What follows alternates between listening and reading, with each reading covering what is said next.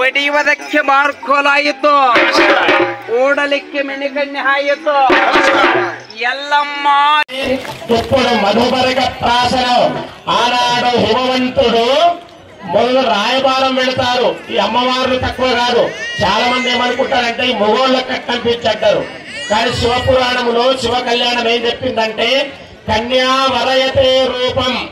అమ్మాయికి ఏం అవసరం లేదు ఇవన్నీ మీ సంపదలతో. పిల్లగాడు అందంగా ఉన్నాడా లేదా ఆమెకు నచ్చాలి పిల్లకు. అందుకే కన్యా వరయతే రూపం.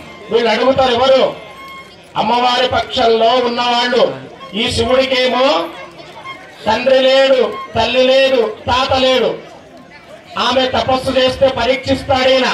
పరీక్షించిన తర్వాత ప్రత్యక్షమవుతాడు.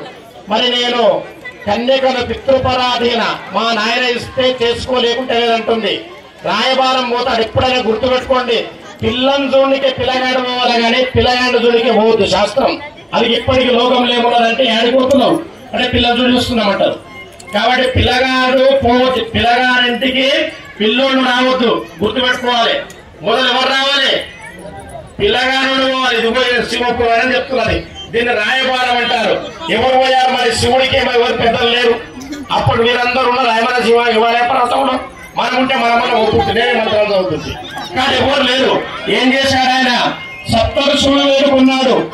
వాళ్ళు వచ్చారు. గౌతముడు, విశ్వామిత్రుడు, వశిష్ఠుడు, దూర్వాసుడు, ముక్కోపి. వీళ్ళందరూ మరి ఒక్కరైనా స్త్రీ ఉండాలి కదా. అంత మొగుళ్ళు పోతే కార్యం సాధించారు ఇప్పుడు కూడా.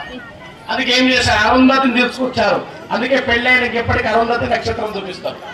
ఆమె ఎక్కడ వస్తుందో ఆ పెళ్లి విజయవంతం అవుతుంది. ఆమె వచ్చిందిగా. ఎక్కడికి పోయారు? శివుడు ఎంత కైలాసము నుంచి ఈ పిల్ల ఇంటికి వచ్చారు. మీరందరూ కూడా ఇక్కడ పిల్ల ఇంటికి వచ్చినారు కాబట్టి ఎట్లా కూర్చున్నారు మీరు? ఆ పిల్లగారు అక్కడ అందరూ కట్టల మీద కూర్చోండి. పెద్దోళ్ళు కదా వాళ్ళు. పిల్లగారు గౌరవం ఇవ్వాలి కదా. వాళ్ళందరూ కట్టల మీద కూర్చున్నారు. కూర్చుని అందరూ పిల్లగారు. మరి అందరూ వచ్చింది ఇక్కడ. మీరు అడుగుతున్నారు అసలు మీ పిల్లగాని దగ్గర ఏమున్నదని. మేము పిల్లని ఇవ్వాలంటున్నాం. మీ పిల్లగా మా అమ్మాయి అందంగా ఉండాలి పిల్లగాడు అంటున్నది. మీ అందరికి అడ్డం కన్నులు ఉంటే మీ పిల్లగానికి అంటే శివుడికి వంకర టెంకర కన్ను ఉన్నది.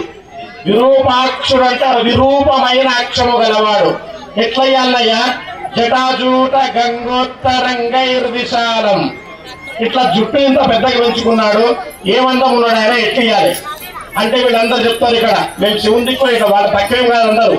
అయ్యా మీరు సాధారణంగా చూస్తున్నారు. శివుడు